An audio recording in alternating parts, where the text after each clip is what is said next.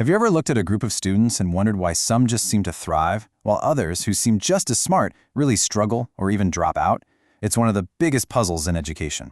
Well, today, we're going to dig into the research and uncover a key that unlocks so much of that success, and it all comes down to the simple human need to belong. So let's just ask it straight up. What's the real engine of academic success? I mean, we always talk about talent and intelligence and just plain old hard work. And yeah, of course, that stuff is super important. But what if the thing that really keeps the engine running, especially when the road gets bumpy, is something else? What if it's all about connection? The core idea we're going to explore is something researchers call a self-reinforcing cycle. Now, I want you to think about it less like a straight path to graduation and more like a powerful upward spiral. It's like a snowball of success, where every little bit of effort and every connection just builds on itself and creates this incredible momentum. So where does a spiral like that even begin? It actually kicks off with something pretty simple called behavioral engagement. All that really means is a student decides to show up. And I don't just mean physically in the room. I mean they decide to invest their time and their energy. That's it. That's the spark that lights the whole fuse. And once that spark is lit, it sets off this amazing chain reaction. See, that first investment of effort, it leads to better performance. And when you start getting better results, well, that feels pretty good, right? That feeling strengthens your emotional connection to what you're doing. And that positive vibe, it feeds right back into your motivation, which makes you want to invest even more effort. And round it goes, spiraling up. Now, the emotional fuel for this whole engine is something psychologists call a sense of belonging. This is so much more than just being enrolled in a school. It's that gut feeling that you are part of a community. It's the belief that people see you, they value you, and that you actually matter to the people around you. This is the glue that holds that entire success spiral together. Okay, so this all sounds great in theory, but where does this feeling of belonging actually come from? I mean, it's not magic, right?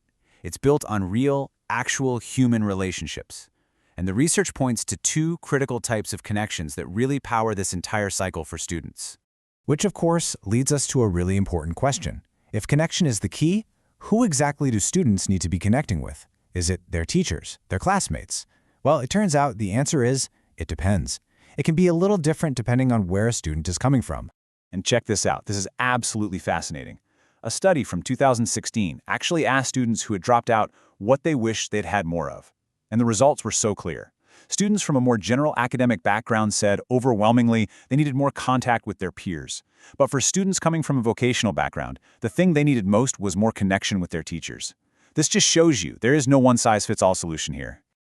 Let's start with the teachers. Their role is absolutely critical, but maybe not in the way you'd first think.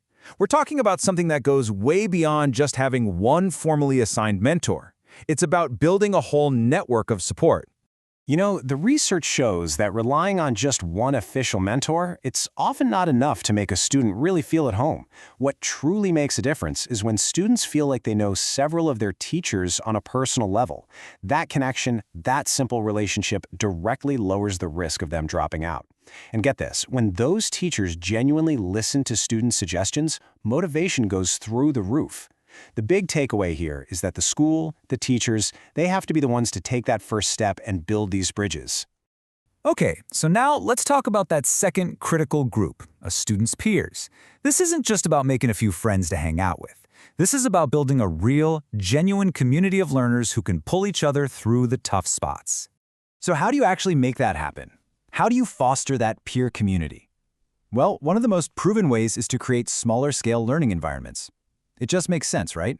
When you have smaller classes or you put students in consistent groups, it naturally sparks more cooperation and collaboration. You start to build that feeling of, hey, we're all in this together. And that is an incredibly powerful force for success. All right, so we've looked at the theory, we've seen the evidence, now let's get down to brass tacks. How can a school or a university take all these insights and turn them into a real, concrete plan of action? It's time to build a blueprint for belonging. The absolute foundation of any strategy has to be this. The goal is to create a real dialogue. So often, institutions try to guess what students need, or they fill in the blanks for them. But the most powerful tool you have is just to speak with them, to listen to what they're saying, and then, crucially, show them that their voice actually matters. So here it is, a practical checklist pulled right from the research. Are you actively creating chances for students to connect with each other right from day one? Is there a real system in place to make sure students get to know multiple teachers? Is the physical space itself, the classrooms, the hallways, the common areas, actually welcoming? Are you giving students a real voice and then acting on what they say? And finally, are you making it crystal clear how what they're learning today connects directly to the career they want tomorrow? You know, all of this ties back to a huge idea in psychology called self-determination theory. And what it tells us is that belonging isn't just some fluffy, nice-to-have thing. It is one of three basic, fundamental psychological needs for all humans. Right up there with autonomy, our need for choice, and competence, our need to feel like we're good at stuff. If you take away belonging, the whole motivational engine just starts to sputter and fail. And that really leaves us with one final big question to think about. I want you to take a hard look at your own school, your program, your university, and ask yourself this: is this place just built to deliver instruction? Or is it a community that is truly intentionally built to foster success? The answer to that question, well, it just might change everything.